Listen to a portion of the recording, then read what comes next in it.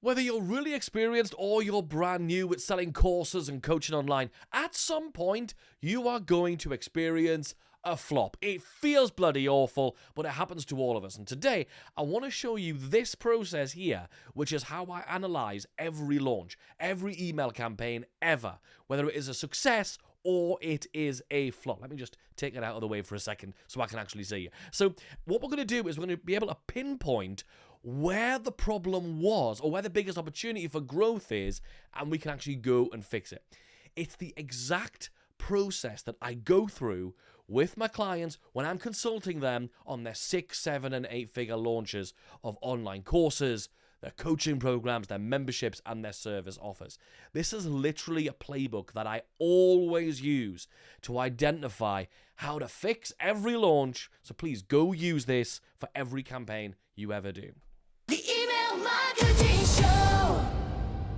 So the first most important thing here is I don't want you to just use this when a launch fails. This process I'm about to walk you through is something I want you to use when it's a success too. So basically, after every campaign you put out there, use this process.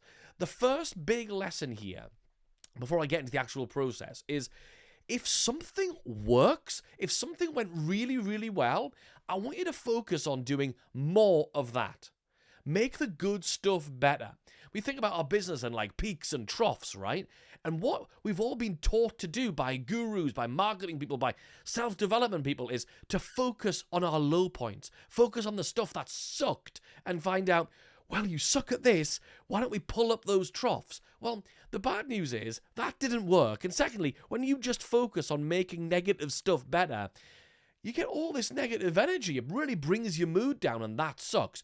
You're way better to go, do you know what? This thing worked really, really well.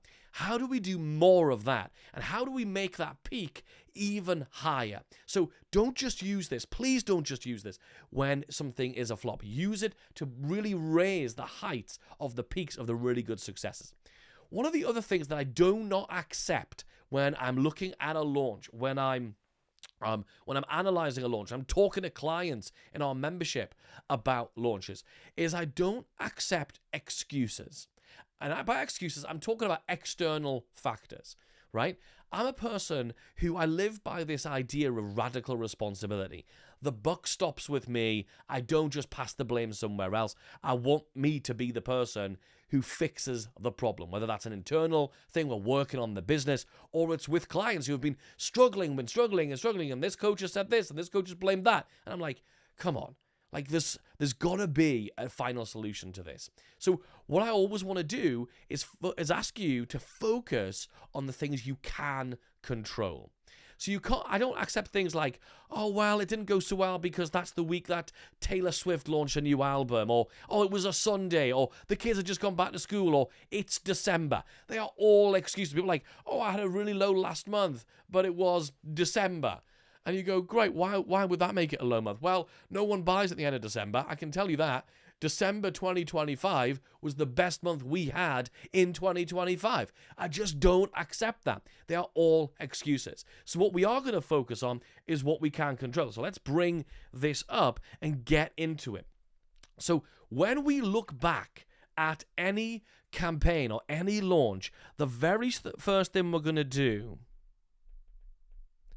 is look at audience size.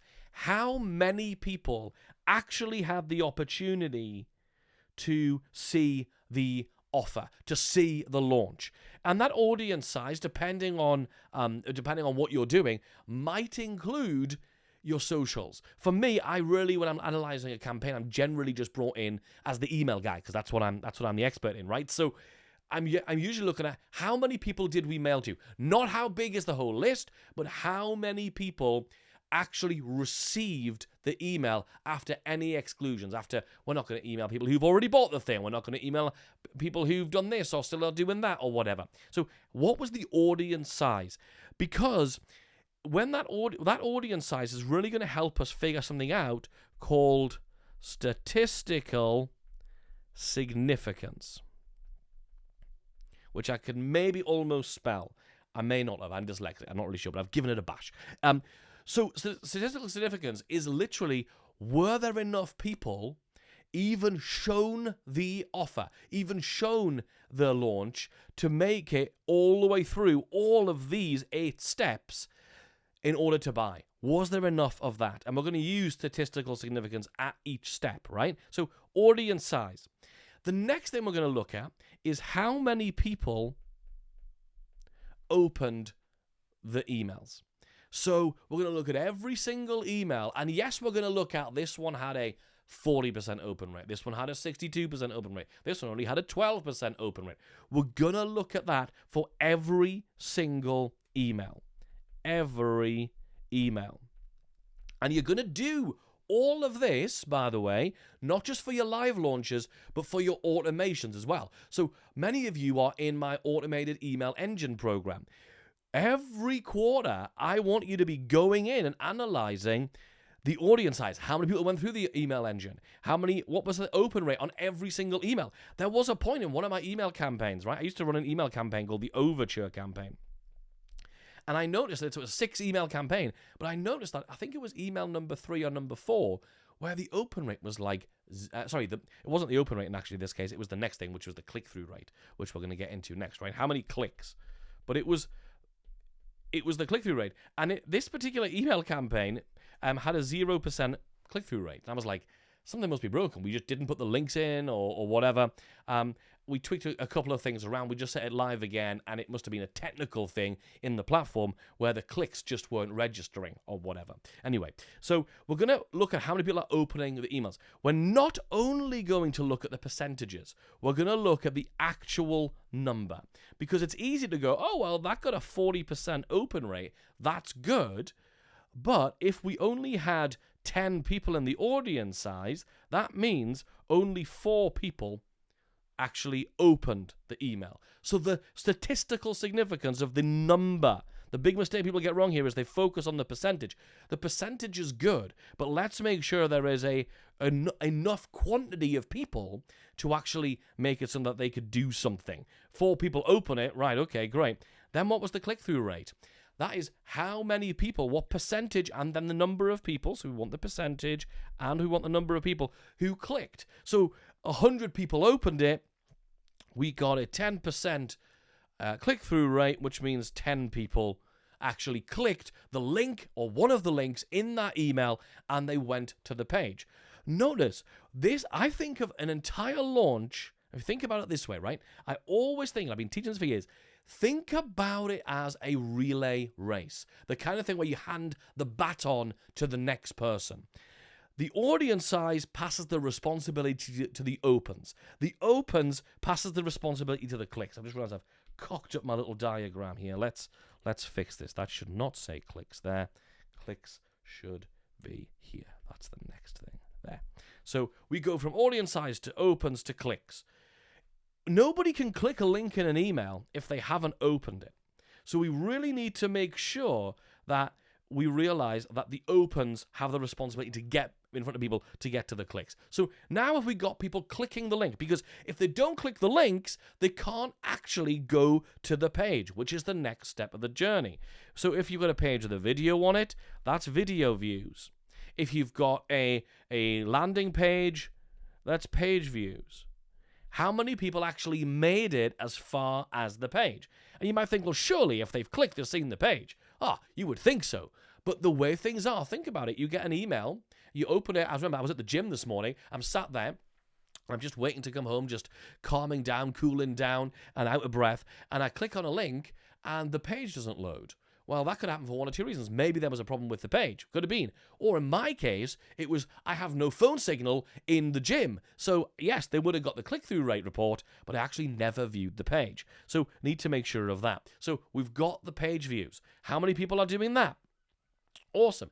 Next, once they've gone to the page, whatever the next call to action is, so that if you're selling something right on that sales page here on the video or on that sales page, it might be how many people clicked to go to the cart, the checkout page, where they can actually enter their details. How many people landed on that page? Or if the call to action there is to fill out your application form, to have a call or something like that, it's how many form views. So how many people made it to the next step? You see how we're breaking each bit down because we're now going to be able to go back and see where people dropped off. Next, we're going to look at, okay, how many people actually purchased? Purchases. How many sales? So if you are selling a lower ticket thing or a thing where they can click and buy, it's how many purchases. Awesome. If you are doing a book a call, it's how many calls booked. Now, if you've got purchases and sales, the next bit you would look at would be if you've got upsells, how many people took the upsells. You're going to do that. If you've got calls booked as your whole thing, if you're booking calls, booking sales calls, booking appointments, that kind of thing, then after calls booked, you're going to want to know what is the show-up rate of the calls. Are 80% of people showing up? Or are only 20% of people showing up? Right? And then, of course, if you're in the sales call game, you also need to know your close rate. Of all the people who get on calls, what percentage of them are closing? 50%? 80%? 20%? Once you've got all of this, and you get all those numbers, stick them in a really simple Google sheet, right? This is what I do with my clients when I'm on a call with them. We give them a Google sheet. We plug all these numbers in. And here's how you actually do the fix. You're going to go back through all of these numbers, and you're going to decide whether each number is underperforming, overperforming, or just okay. Once you've decided whether it is under, over, or okay, you're gonna go through and you see. Let's just say that the clicks was under. Let's say this is okay. Let's do it in a different color here so we can actually see it. Here we go. Okay, so this is okay. Let's say the opens, actually, we did a great job. Overperforming, really high opens. Clicks was actually a little bit low, under. Video views was also a bit under. But the percentage here, that was over, but this one was under. The show-up rate was actually over, and the close rate was fine. Here's how you figure out what to fix that will have the biggest leverage. And basically nobody talks about this. What most people will do is they'll go, great, our show-up rate was over, that's great, but the number of sales call booked was actually under. So we're going to fix this because that's closest to the money. That's true, it's closest to the money, but it's late in the journey. What we're actually going to do is we are going to go back to the earliest underperforming number. Because if you improve the earliest underperforming number, that early underperforming number is actually acting as a throttle. It's like it's got the tap half switched on and just allowing leads to drip, drip, drip through rather than flowing out like a hose. If we increased, let's just say, for being wild's sake, right? Let's just say we increased the number of page views, for example, by 50%, that means you've got 50% more people who are able to go and see the cart, 50% more people who can then book the call or purchase the thing, 50% more people who could show up, and 50% more people who can actually close. So you go to the earliest possible underperforming number and you fix that first. That's the first thing you do. That's where you put the most effort. That's where you put the most time. And if you have to, it's where you put the most money on maybe additional systems, doing things. I don't know, if it was show-up rate, that was your earliest one, you might include a setter or somebody to warm people up and connect with them personally. So this is how you do it.